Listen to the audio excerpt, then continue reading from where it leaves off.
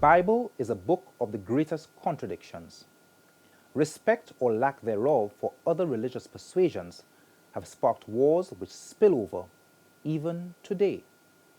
The selective application of chapters and verses to justify religious biases is a sin all religions are guilty of. St Lucia is not unique. With festering societal maladies, decaying thoughts and deranged actions are perpetuated against a stunned, hypocritical society who quote scriptures to exact lawful vengeance. There is no justification for slaughter and desecration, but there is a motive. Despite our outrage, we must substitute ravenous retribution for reason and understanding. The acts against society by two of its very own is a byproduct of years of convenient legal persecution, albeit lunacy. Love them, hate them or otherwise. Tonight, the serpents in the sacristy speak.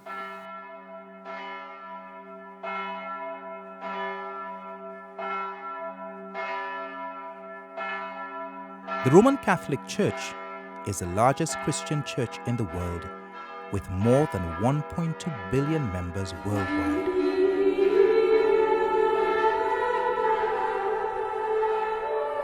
Its doctrine played a major role in the history of Western civilization. From entrapment to enslavement, the Catholic doctrine approved these crimes against humanity and profited from these atrocities.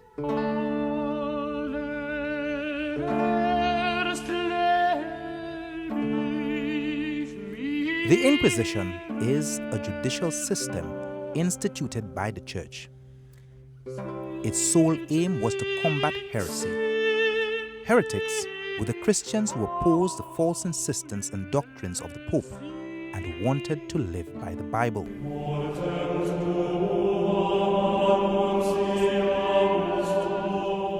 To rule over the world as they wanted, popes tried to get rid of the Bible and restricted people from reading it.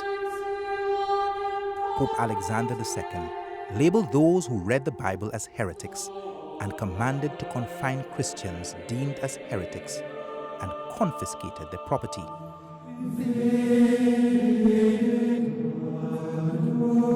Pope Innocent III instituted the Inquisition and launched crusades to combat heresy. Numerous Christians were killed and dispossessed of their properties. Pope Gregory IX punished heretics who did not repent and appointed the Order of St. Dominic as the Inquisitor. Pope Innocent IV propagated the papal bull, explicitly authorizing torture and commanded to burn everyone opposing Catholicism. Joan of Arc, Maid of Orleans, who saved France from a crisis, was burnt at the stake as a witch by the Catholic Inquisition. The Catholic Church was also responsible for barbaric witch hunts, where so-called witches were rounded up and slaughtered for centuries throughout Europe. Over 100,000 people were killed. The Inquisition was the most infamous and devilish thing in human history. For the record, none of the subsequent popes have ever apologized.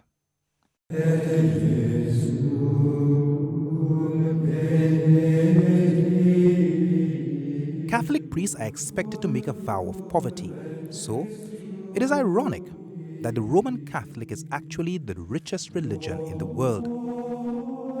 It owns some of the greatest works of art ever made. It also has vast gold deposits and billions of dollars in assets. It also earns a significant amount of income from the tourism sector, as the Vatican is considered an independent city-state. In recent times, the Church has suffered its fair share of sacrilegious attacks as well. Musicians and fans of the Norwegian black metal scene took part in over 50 arsons of Christian churches between 1992 and 1996. Burzum mastermind Vag Viernes was convicted of 4 church burnings including the Phantom-Staff Church, an 11th century national landmark whose loss galvanized Norwegians. He later used a picture of the burned church for the cover of his EP, Ash. Samuel, guitarist of Emperor, was sentenced to 16 months for a church arson in Norway and another 2 years for a destructive holy fire in Arsand, Norway. Force, the drummer of Emperor, traveled with other band members to a chapel in Norway with the intention of bombing the place. When the homemade bomb they put on the altar refused to detonate, they soaked hymnals and Bibles in the gasoline and lit them on the altar, burning the church to the ground. A judge gave Primus St. Croix 5 years probation today. Police say St. Croix went on a vendetta against the church because he believes the statues were forbidden graven images. St. Croix, though, has other In May, problems. year 2000, a St. Lucian Rastaman living in Brooklyn, New York, was arrested and charged for vandalizing statues at several Catholic churches. Over a dozen churches were attacked, but St. Croix confessed to only 5. When you went to the very first church, what exactly did you do? Well, I could remember the very first church was me by myself. So the idol was right outside in the field, you know, which a woman, whether it's Fatima or the one of the idol they call Mary or whatever, and they showing you little children on their knees praying for it, you know. So actually I just like push one of them down. You know, like when you push it down, it's so heavy, it fall, it break the neck, and the little children, I just mash them things, you know. I just mash them and just say, you know, them things ain't nothing, you know. But most time when we do it, we leave a note, you know, telling them things ain't good to worship. Exodus chapter 20 and verse 4. You shall not make for yourself an image in the form of anything in the heavens above, or on the earth beneath, or in the seas below. Leviticus chapter 26 and verse 1. Do not make idols, or set up an image, or a sacred stone for yourselves, and do not place a carved stone in your land to bow down before it. I am the Lord your God. Deuteronomy chapter 27 and verse 15. Cursed is anyone who make an idol, a thing detestable to the Lord, the work of skilled hands, and set it up in secret. Then all the people shall say, Amen. They had 18 detectives in New York looking to find out who doing that, because they say it was the worst crime in New York they could not solve. So I think one of the idols is where Mayor Giuliani was going to church. He was baptized there, do his first communion, because he went on the media and talk about it. So what I did, I think I destroyed an idol, a wooden idol on a cross, and several other idols that was in the open air by the church. The DA wanted 2 to 3 years in prison. He went around smashing the statues because he said he hated the Catholic Church. He's an illegal alien from St. Lucia. Immigration hasn't decided if he will be deported. Primus was eventually arrested and sent to Rikers Island Penitentiary. During that time, when you were arrested, were you given psychiatric evaluation? Well, they tried. When I was in Rikers, they sent doctors to try me, to ask me what year it is, what date it is, you know. But I was a little bit radical against the doctor, you know, because were you perceived as a madman? Well, yeah, that's what, because the way they had me at Rikers is pure mad people. Were you a mental case? No, I cannot say that, you know, because when they check me, when they ask me questions to see how I speaking, you know, and they ask me about my, you know, my status, if I ever taken medical for any kind of mental problem. I never did that before, you know. The district attorney had wanted Primus St. Croix sentenced to 2 to 4 years in jail, but instead the judge sentenced him to 5 years probation. DA Charles Hines says he is disappointed with the decision. The Catholic League's calling on Senator Charles Schumer to seek a Justice Department investigation. St. Croix was arrested in May following a string of church statue vandalism. St. Croix returned to St. Lucia on December the 26th, year 2000. Days later, He was in police custody on suspicion of arson at the Cathedral of the Immaculate Conception on the last day of year 2000. April 12, 2006.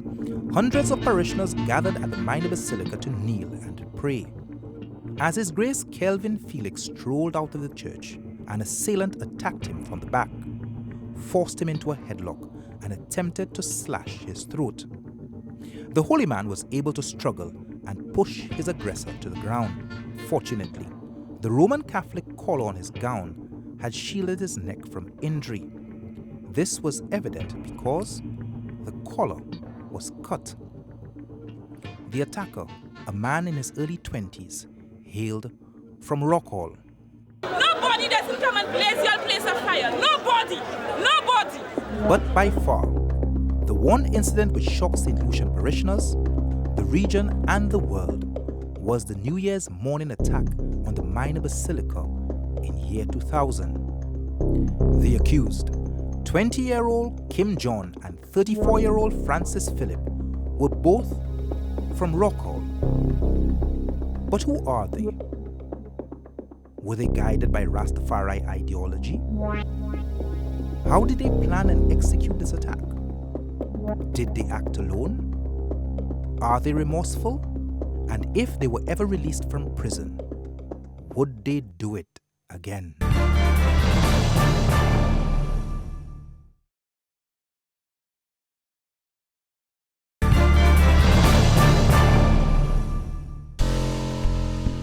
Tell me about secondary school time. Well, it was a hassle, just as my early days, until now. It was never, fun for me to say that I had anything good days and birthdays and, proper lunch. And it's like proper company. It's always a push here and a push there, and ups and downs, Struggle, my shoes, couldn't afford. Peer pressure as well. And be the girls them shoes and you don't have money in your pocket.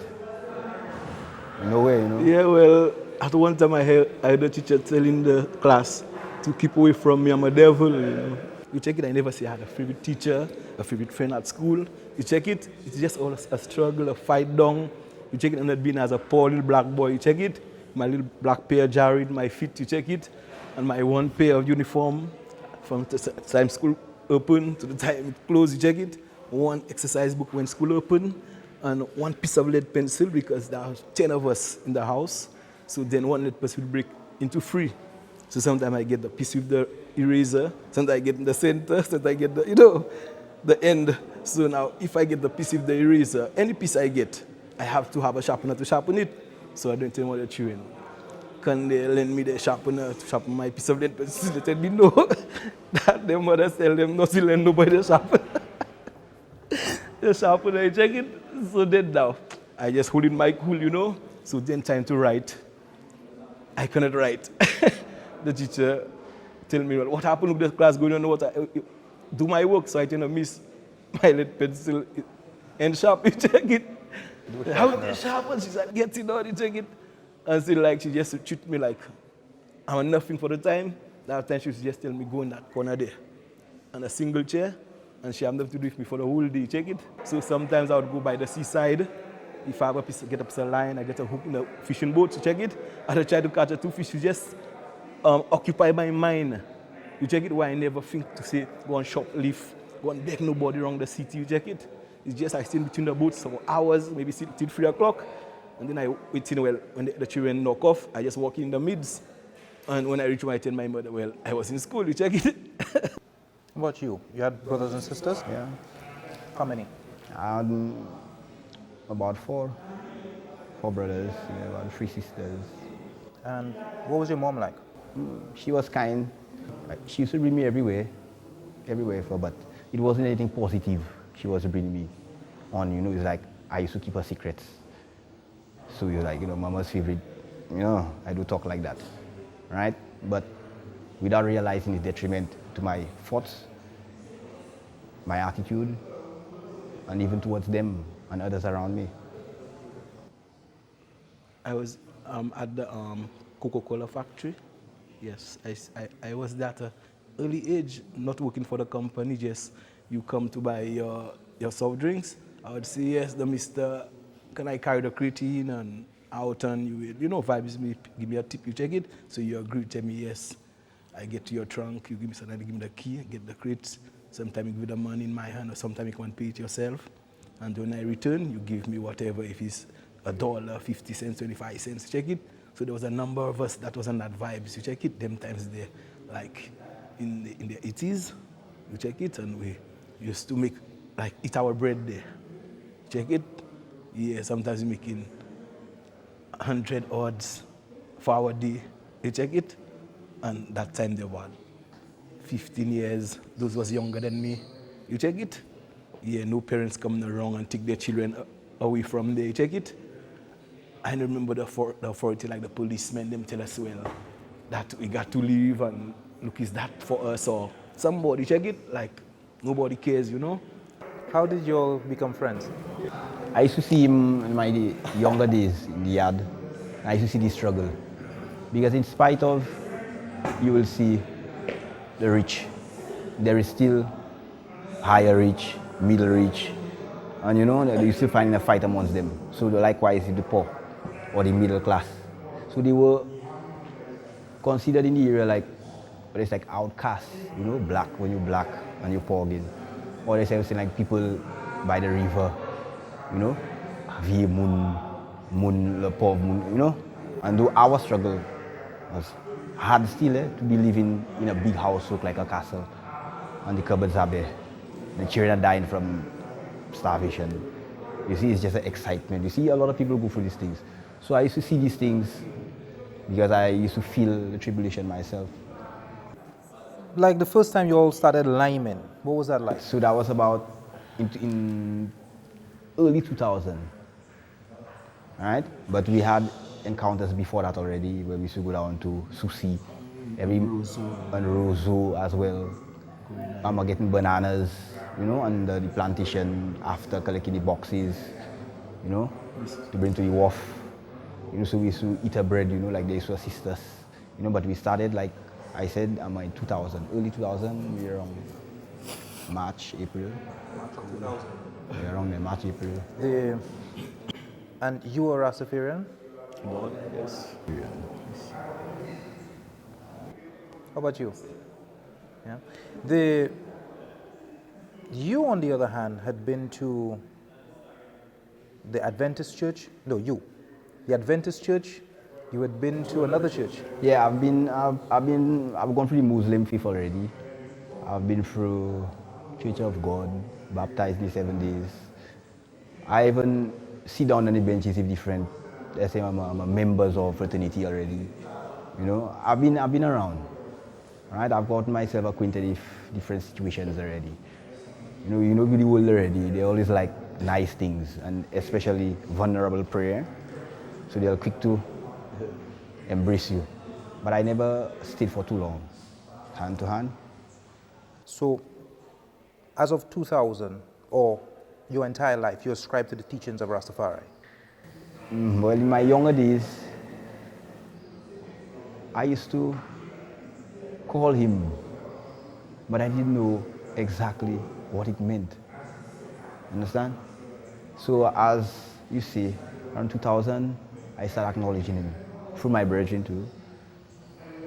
It's amazing to see you go to school and they teach you, and to find someone that have never been to school would be an inspiration to you by the things he sees or she says and does, by living unto them the attributes, that they bring forth.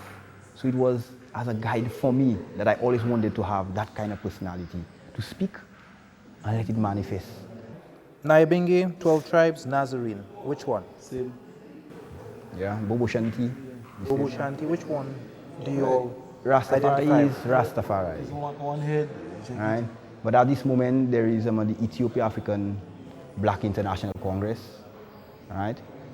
That is the Church of the True Divine Salvation. They have opened their arms unto I. Warm welcome, loving welcome. And we appreciate the love that they offer. Because we have been around, we have seen many of when you see so-called brethren, them Nazi days, the same with the Bobo and Naya, 12 tribes, and the attitudes amongst them own self, which is the self-realization to realize it's your brother or your sister. You see, it's a fight.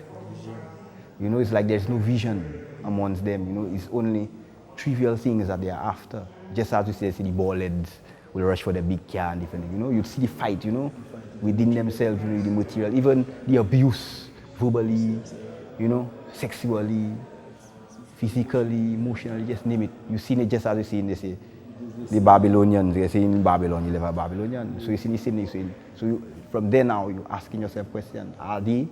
Would they see there? After my first communion, I didn't make one day saying the confirmation. You check it? I didn't go through this one. You check it? They sent me to some kind of lesson, you know, to go through that. Saying like on Saturdays, like go and confess to a priest. But I would not see that priest. They used to have something like, say, a booth made out of wood inside of the church. It used to be by one of the doors that go in the presbytery side there, which is that, what street? Pioneer Street. Yes, we check it. So then I used to see people going in there, going and mumble or what they said to that box, you check it. But I never experienced what going on in that box, you check it. Still a day that the one as my mother, after we make our first communion, a few weeks or so, she tell us, well, we have to go on Saturdays and go and confess to the priest, tell them what we used to do, maybe in her presence or off her presence, you check it. So then we end up going by the church. The Saturday she gave us 50 cents. She gave me a 50 cents piece, and she gave the other brother 2 25 cents pieces, you check it. So then now I walk towards the box, and I saw somebody was there doing whatever, you check it. I hear them mumbling, but I'm still not hearing the person in the box, you check it. And I see them making a sign of the cross, and then that one left. So there's my turn to go. I go, and I stand up a distance, and I trying to see who inside of the box, because it has some little tiny holes. You check like the way they place the little pieces of strips of wood. But I would not see that one. You check it, so I consider myself, if I can see you, I confess it to you, and you get my 50 cents.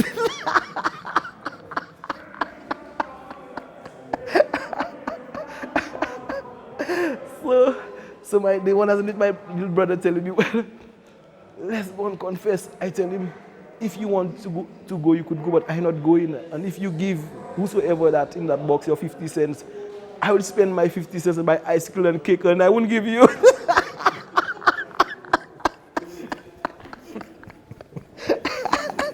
So my views to them, they are fraud. You check it, it's a fraud thief. You check it, they're not there to save humanity. No, they hate humanity with a passion. They hate poor people with a passion. I could tell it to you from within my heart, because I suffer by their behavior. You check it? Because it's them that run. They say they shit. You check it? Use that word because it's a nice pie to me. I would say like a slice of it. You check it? No, I never envy the levity. You check it? And everyone that goes to that follow that faith, and even to the elders in the other churches, because I've been to one of the Adventist churches before. I didn't stay there too long. It's more those outside tell me, well, go and get baptized and all them stuff. You check it? So I should tell them there's no light in those places there. You check it? Because it's those same people you see there preaching on them altars and them places there. You check it? It's those same people that terrorizing us. You check it? It's them that taxing us. It's just that enslaving us. I show them all that.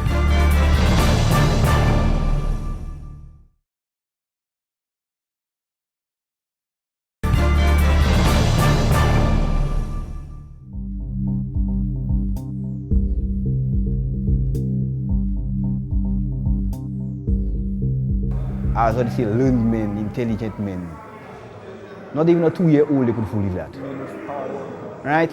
Men with, say, stature and prominence, and because the Archbishop even pulled a stunt on us, he came with one of his most ruggedest Draggers.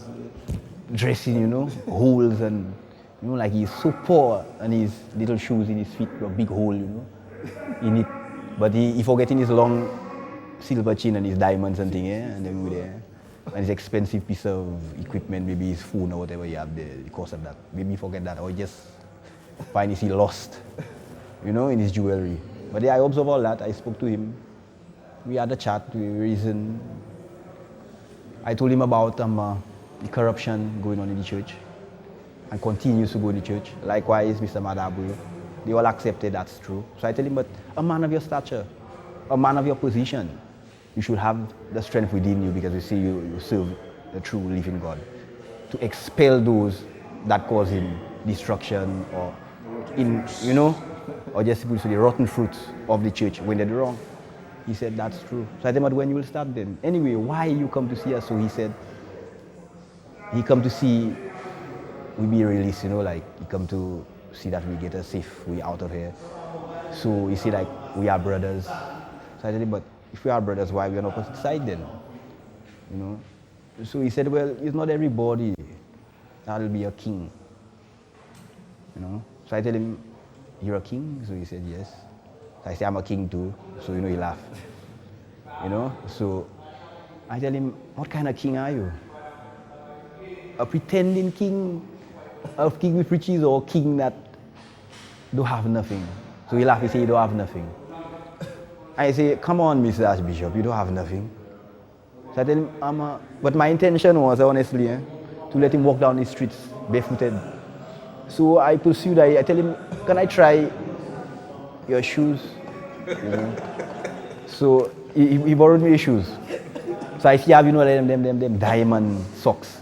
An expensive piece of socks again, you check that, in his old shoes. So I'm thinking, all right, so he put his foot on the ground. So I put my feet in it. It was too big. So I say,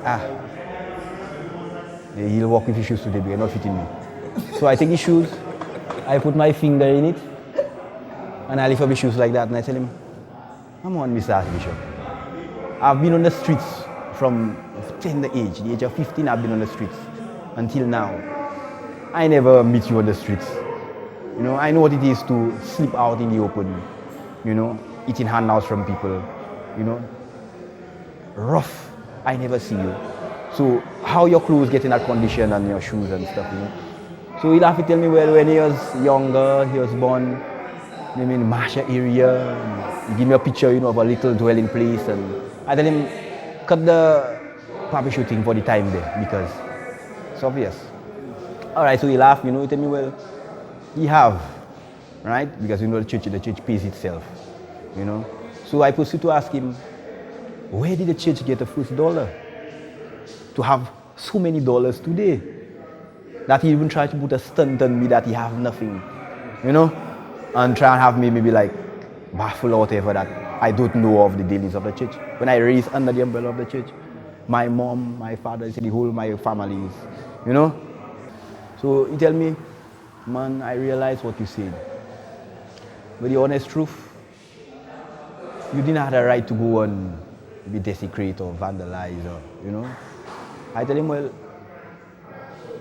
on that point I agree that no one has the right to trample the rights of others. But we are not the ones, we are not the transgressors. We are the defenders. Because look, we are still here today, still going through the struggle, while he and the others drinking their cocktails and having their banquets and, you know, and we are considered equals, people of St. Lucia. And even the strangers have it better than us. We're in year 2000, and it's Kim, it's Ricky, and you have 3 other friends. There's Peter and 2 others, correct? Where? In year 2000.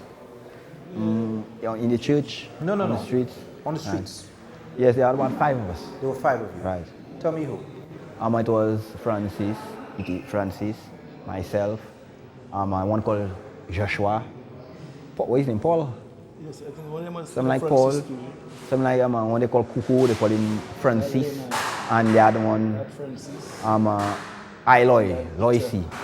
But there were other brethren around but that was the 5 of us that got arrested in the hills and brought to the prison, you know, and feast time. What I really want to understand is, at what point did y'all, because I understand the connection, I understand now why y'all are this close. Y'all are there for each other.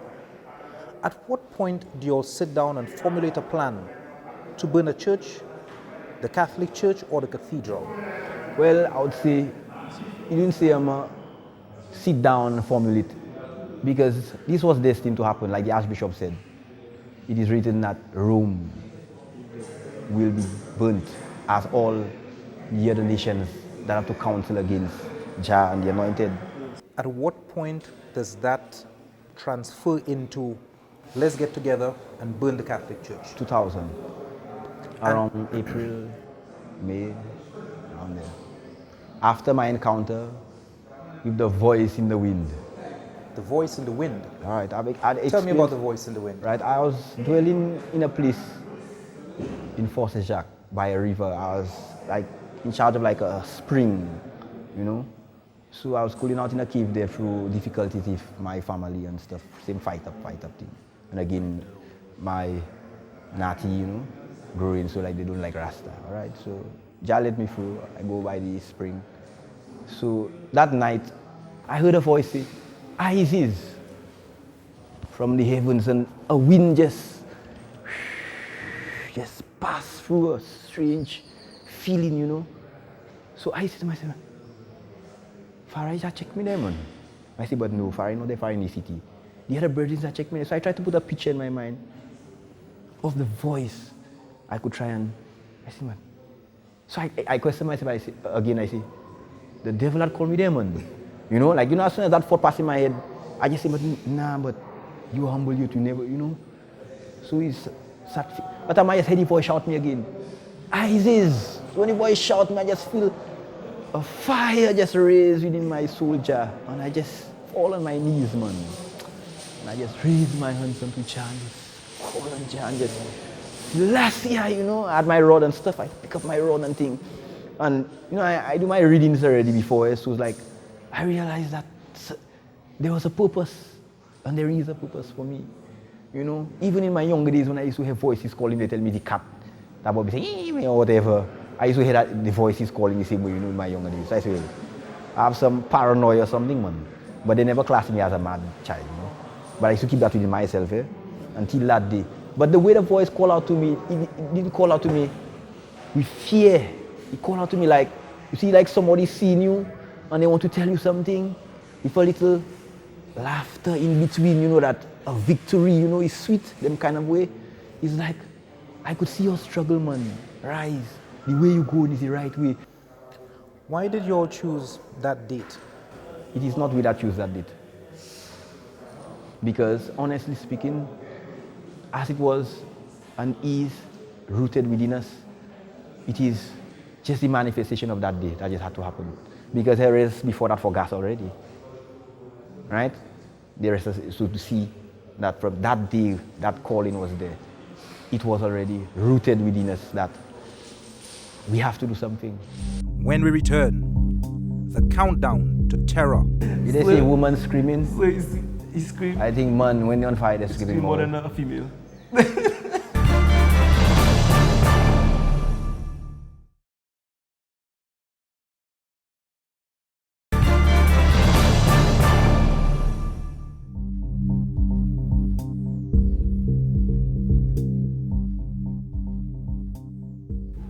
Take me to the night before.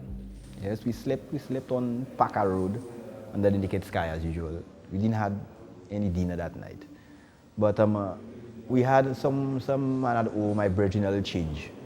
So we said, well, we hungry and stuff, you know, but the tribulation that we're going through and the trials that we're facing, that any time from now, we could die, right?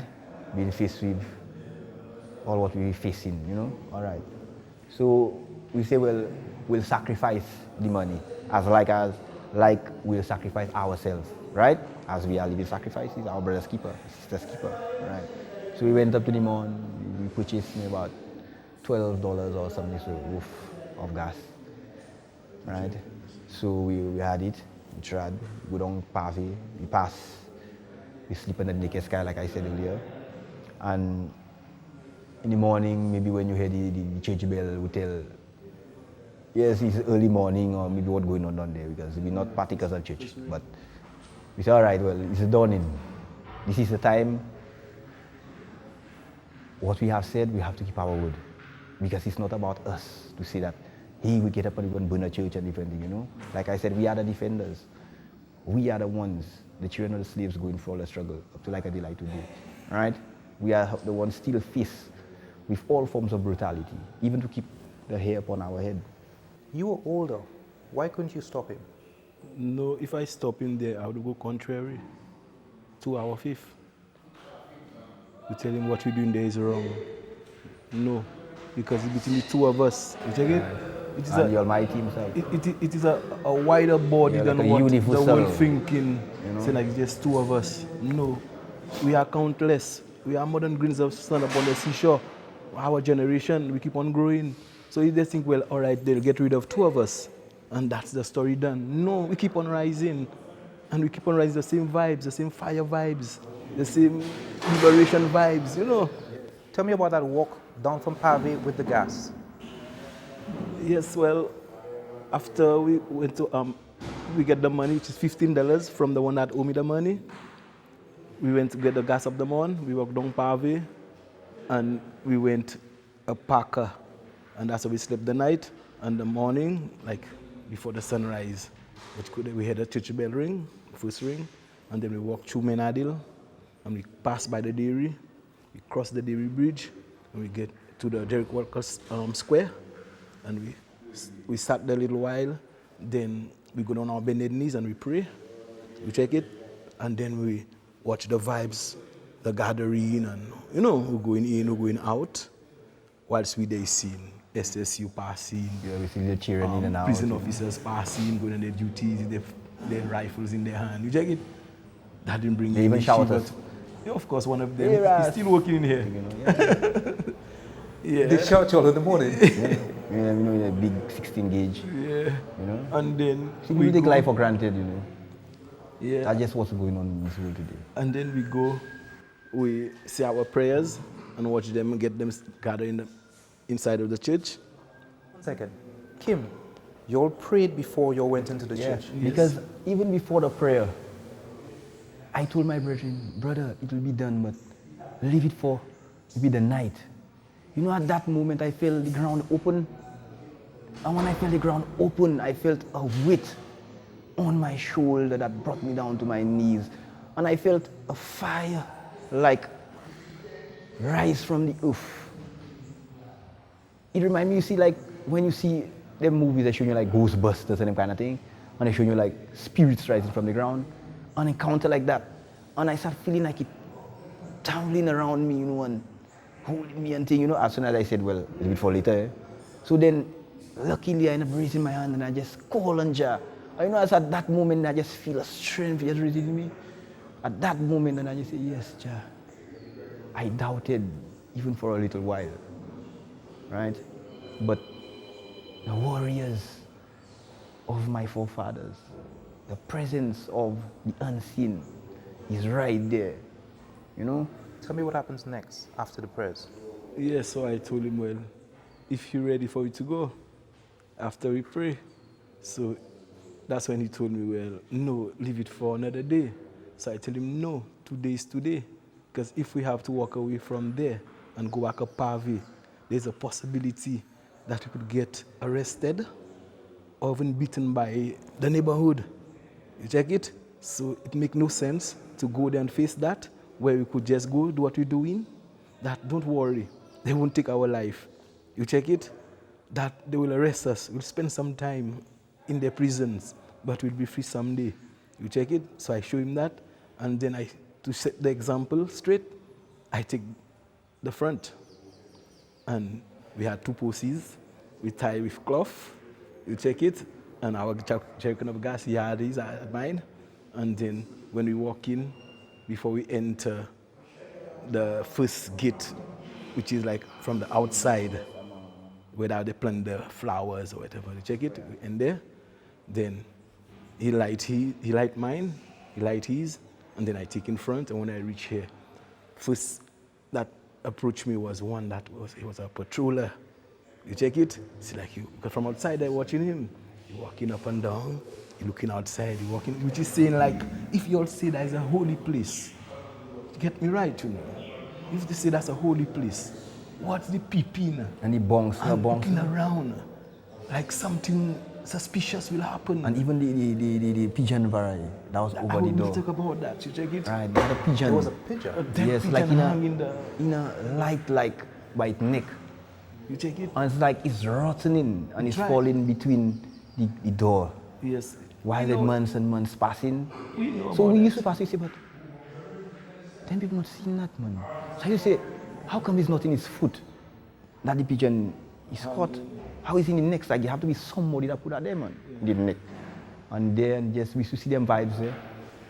You know, right? What happened when you entered the church? So then when we enter, the one that was patrolling, I just, what the word using, say like when you striking the gas. Are you wetting? Yeah, okay, we say like I wet him with the gas, and I just touch him with the fire stick, and then let him go about his business. You check it? Boy, the man screaming. You didn't see a woman screaming? So he screamed. I think man, when they're on fire, they're screaming more than a female. Yes, you see for a bouncer, you see for the wickedness that is going on in this world today, and the advantage. And to reach a point where you reach defenseless in a situation, no hold bars. That is when you see who are the true leaders and who are the sufferers, right? And them man give us a fight, because you know. Don't listen to nobody, only two.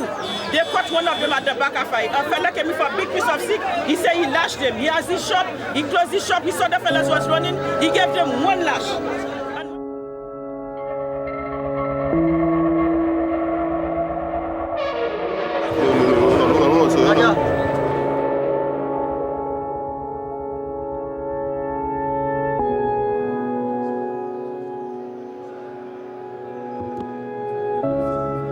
But the police wasn't us already, eh? Don't move, and you know, and gunpoint. So I say, officers, pass to the other side. We ain't going nowhere.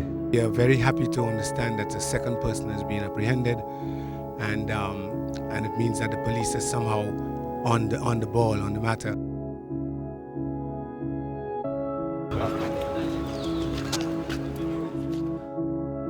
So you see, the whole public now starts screaming and surrounding me, hundreds of people outside. At that point in time, did you regret what you just did? Join us for part 2 of Untold Stories, the Cathedral Massacre, as Kim John and Francis Phillip walk you through one of the most horrendous crimes in the history of St Lucia. We also hear from the eyewitnesses, the police, and the Prime Minister. Could go on and on, the fool has never been told. Could go on and on, the fool has never been told. Could go on and on, the fool has never been